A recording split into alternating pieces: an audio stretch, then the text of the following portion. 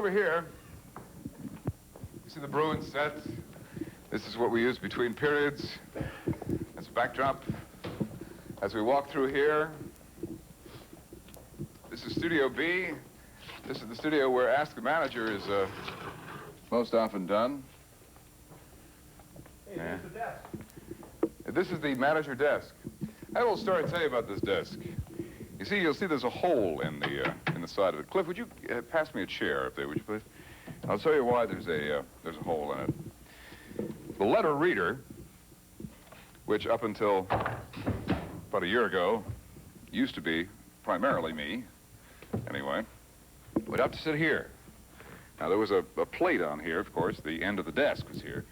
And so each time, as you see, you could never get any closer than that, and you'd get bruises on your knees from swinging it around.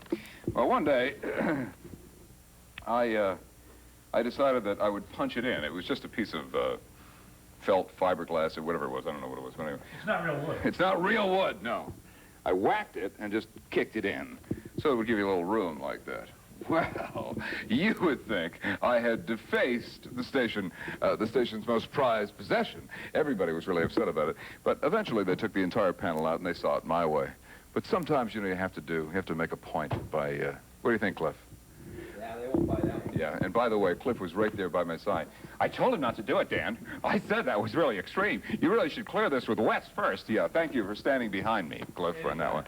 Also, we do Hollywood, USA here.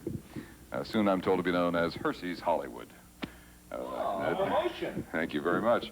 Matter of fact, the set to that show is probably out somewhere. Oh, this is Ask the Manager's set, isn't it? Which actually was the former, show you how well we recycle thing here, it was the former Willie Whistle set, was it not?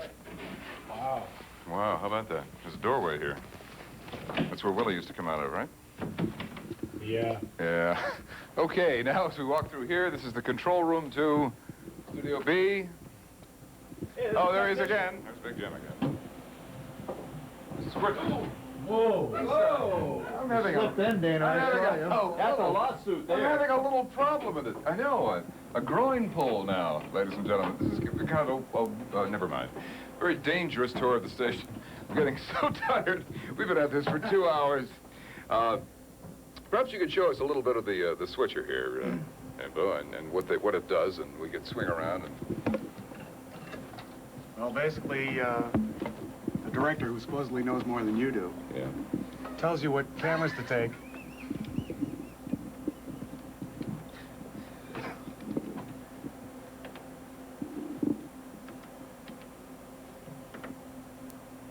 You can put your color bars up, or you can take them off and get your pictures. You can drop keys in and out.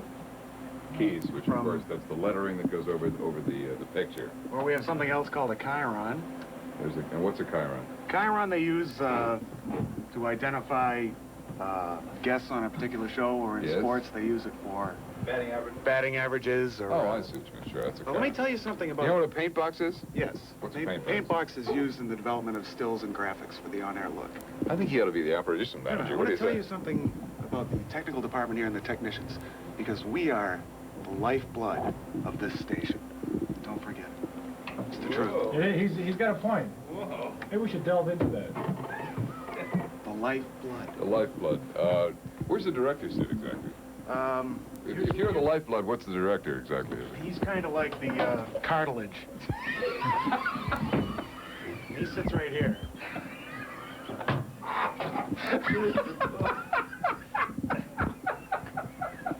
The cartilage, ladies and gentlemen, sits right here, and he's responsible for calling the shots. Take one, take two. Well, thank you very much. It was a pleasure to see the lifeblood. Let's walk right into here. This is one of our edit suites. Now, a lot of what you see on the air right now is done in 3/4-inch videotape, which is much like your home half-inch video cassettes, only it's a little bigger. And what we do here is edit for time, and the features that you will see, for example, on Movie Loft of interviews that I have done out in New York or Los Angeles and whatever, they are usually put together in this edit suite here, and it just makes it a little easier if you work with one technician, one life's blood here at TV38, as opposed to when you work in the studio working with about 6 or 7 of the lifeline here at TV38, plus a couple of pieces of cartilage. Over here, out here, these are the 1-inch videotape machines for production. This is where we record most of our shows like... He's caught! He's caught! We record most of our shows like Ask the Manager on 1-inch videotape on these machines. Do most of our production on this. Movie Loft is taped on that. That's a 2-inch videotape machine. You don't see too many of those around anymore. We're just trying to get it out of the building, but the door's too small. And Cliff's doing this. Wrap it up! Wrap it up! All right, let's walk now into master control. Now, here's what happens here. We won't bother him in there. It's kind of a cockpit area, as you see. That's Stan Amato, our switcher. And he's sitting before, much like Jim DeWitt that you saw in the control room of Studio B, the lifeline of the station here. Well, Stanley sits before the air switcher. This is actually what is going out over the air right now. You'll see the time up there. You may be able to read it out. It says 12:32. That's the time for today, of course. And this is the program that is on the air. Stanley then will, every 15 minutes or so, every 12 minutes or whatever, depending upon what the log says up there, will break for a commercial. And the computer will take over once Stanley presses a certain button, and then the film chains will come up, or the videotape machines will come up, or whatever, and that particular spot will run on the air. I have no idea which button it is. That ain't my job. Maybe the orange button. Let's go back into the control room area, or the what are the videotape room area? Yeah. Where they put up all the commercials and the programming here at TV38. Hi, guys. This is called a film chain. Now, basically what this is if we're showing a movie, for example, we put the movie up. These are 16mm projectors. We show the movie up in here. The movie goes on here. They start it from master control. This is called a multiplexer. There's a system of lenses inside here. The movie shows through this mirror here. The mirror switches over to get this particular projector, switches over through here, and behind this there's actually a television camera. The television camera reads the image coming off the projector and then sends it out over the air through some sort of miracle. But you see, there are actually 2 projectors and a slide camera over there on each one. So you could put reel 1 over here and reel 2 over here. Reel 1 film would roll here, and the switcher would flip the mirrors, and reel 2 and start the projector on this one, and then the TV camera would pick up the image. I think I explained that pretty well, don't you think? Anything else? No, not bad. Any questions, Jim? How does it get from here to the houses? It's a miracle. It's a miracle. It's magic. Okay, now, these are the, what we call these TCRs. Car machines. Yeah, they're car machines, but they're a special kind of car machine. Inside here is 2-inch tape. I don't know how you can see that. It doesn't matter. Inside here is 2-inch, open it up for me, which please, that's an engineering function anyway. Can you hold this? It's 2-inch videotape. Again, much like the 1/2-inch videotape you have at home.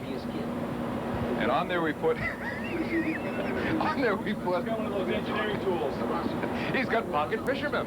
See if he really is on a track scholar. I'll just hold it. Gonna hammer anybody?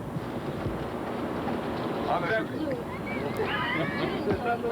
we put 30-second commercials on here, or whatever. Just put it down, will you?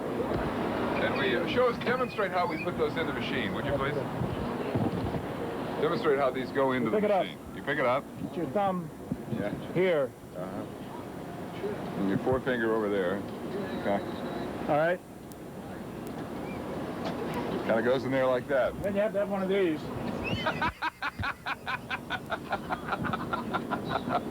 All And right. it comes out the opposite way. Anyway, what we do is we load these. These are all the commercials here at TV38. You load all of those in here like this, and you program it with computer gazintas, and they all come out like magic time. So I think that's about it, isn't it? Let's walk into the control room for Studio A and wind this up. I like this a lot here. I just kind of like the pedestal it's on. Now, hello, Marilyn. May we come in? Let's run in here and see one of our crack audio staff here. TV38. This, of course, is one of our audio control rooms. How many channels is this board, Marilyn? 25. 25? Oh, stereo. 2 channels. 2 channels. It's either 2 or 25, we're not sure. There's plenty of... and, of course, we have tape recorders and all that kind of cassettes and whatever. And if you look straight through there, and what are they doing out there today, Marilyn? Sports production. And what are they doing for sports? I'm not sure right now. We just started. Well, thank you very much, Marilyn, for this exciting tour of the audio booth. Time on that read, Dana's read. Dana's Reed. Time on Dana's Reed. This is Bob Frateroli, one of our directors here, one of the sports directors. Although his days At as a TV38. Bruin were short-lived, Absolutely anything could happen in this building at any time, right? one Bruin that many fans will never forget. I like this guy. Who is that voice? I like this guy. Don't you like him? He has a good voice. I like this guy. He's not going to be with us much longer, but I like him a lot. Okay, let's go outside and meet He Bob. played in just 75 NHL games, and although the statistics he produced were not earth-shattering, the checks he delivered...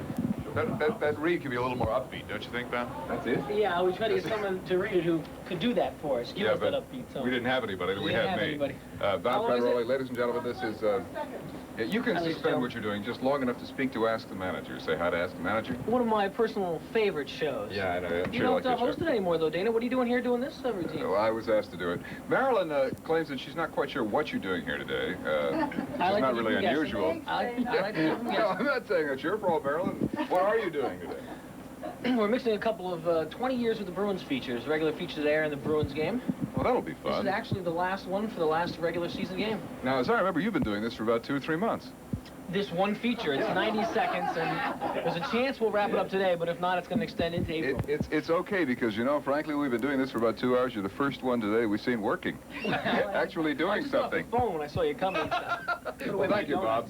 It's been a pleasure. Let's go out to Studio A once again Can you tell me and how long wind this up. It's dark in here. Read effective until it squeezes back.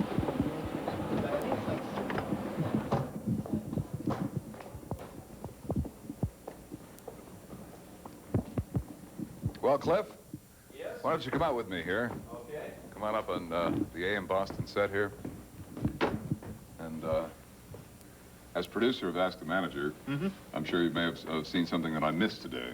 Did I miss anything? think you got about all of it. You want to, you know, there's one thing I'm a little confused on exactly. What's that? How do you edit that film now? How do you really get the time out of that film when you need it? Well, we've got these machines, see? And it's got the viewer, and it's got the sound reader, and it's got the timer, okay? So what you got to do is you got to thread your film up, okay? And then what you do is when you thread your film up, then you just push the button, and the machine goes like that. And then what you do is if you have any problems, they call me, see? And then I make the decision, what comes out of the film or whatever. See? Yeah. Understand what I mean? Jim? Ed, you understand what I mean, right? We got that. Yeah. You... Huh. I don't understand. I don't ever get any respect around here. Well, It's that unbelievable. includes the saga of our tour, a 3-part series that was filled with electricity, okay? Well, Anticipation, but